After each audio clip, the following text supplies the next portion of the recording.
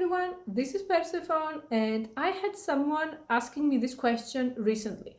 Why do you lock men in chastity instead of just sending them to an escort? Their problems could have been solved. So I realized that there are many people that they don't understand the philosophy and the whole psychology behind the concept of chastity, and I think it would be useful for us to expand. First of all, I want you to know that I have pay pigs and subs and whatever each of them wants to be called, that they are in their 20s, 30s, 40s, 50s. The oldest one is 58. So many of those men are significantly older than me, and they have tried the escort route way before we would think of suggesting it to them. Okay. And you have to understand that although it seems that I'm just locking everyone in chastity like a psycho, that's not the case at all.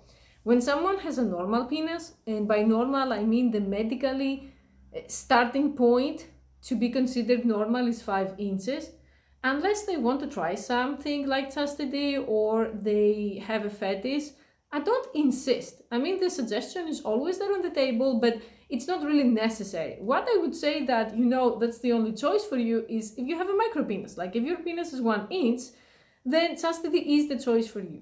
Do you know why? Unfortunately, many escorts do not have the knowledge or the ability to deal with someone with a micro penis. Sex is obviously physically impossible unless there is them giving oral sex to the woman or something.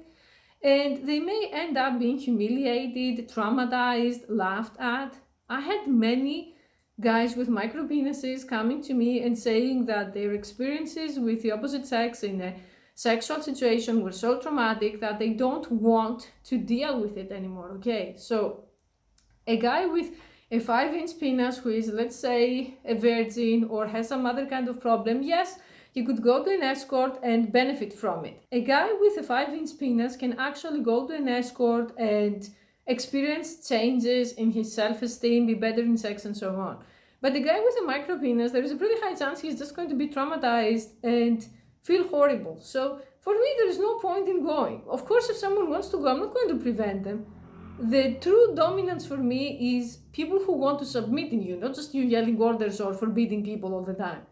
But most of them don't anyway, and I think it's a waste of time and money, so we go the chastity route. Chastity does a lot more than just locking up your penis in a chastity cage. What it does is it's removing the internal conflict for you. Because there is so much pressure from society that you have to perform, that you have to be a man, that you have to go on dates, man in a sense of toxic masculinity, that those men are so lost, they're so stressed all the time. Also, the percentage of men with 2 or 3 inch penises that they are compulsive porn addicts, it's overwhelming. It's pretty much almost everyone I meet. So chastity helps them because they cannot masturbate to porn compulsively and they get to be more productive, they get to be more calm. There are many hidden benefits. So not everyone is the same way, and there is not a one-fits-all solution. And the just go to prostitutes bro doesn't work in all cases.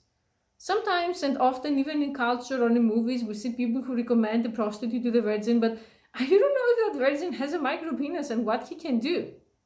So that's the reason why I'm saying that for men with tiny penises, they have to get a vasectomy so that their genetics aren't being passed down, which is very unethical in my opinion, and they have to be locked in chastity.